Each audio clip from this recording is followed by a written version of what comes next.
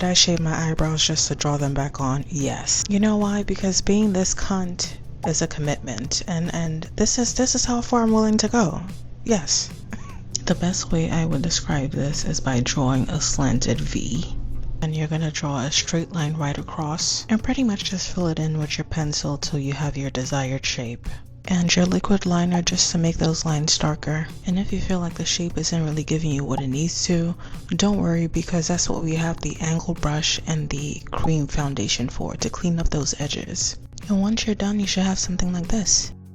Alright, for eyeshadow, we are going to be going in with our flat brush because we're trying to create a halo effect. If you go in with a fluffy brush, it's going to give you more of a smoky eye, and that's not what we're trying to do right now. So flat brush first, then fluffy brush to blend out.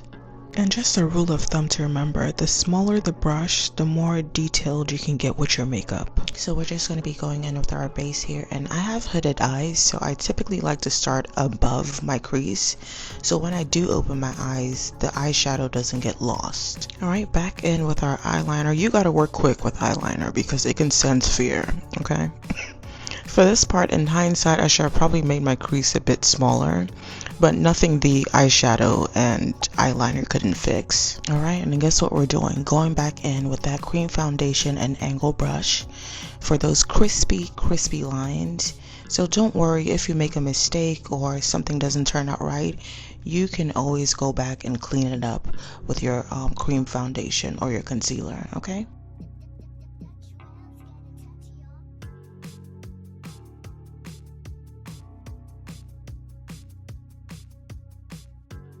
So for my lip combo, I typically start from my Cupid's bow and outline my lips with this black pencil I got from the beauty supply store. And I just go in with the brush that I use for my eyeshadow to kind of feather it out and blend it towards the center of my lip because we're trying to go for an ombre effect. And I just use a few dabs of the Stunner lip paint and kind of just blend it out some more. And for finishing touches, I like to go back in with that angle brush and cream foundation. And that is it, guys. You should have something like this by the time you're done. If this video was helpful, for the love of Louis and Lestat, please subscribe, like, and comment. Till next time, guys. Bye.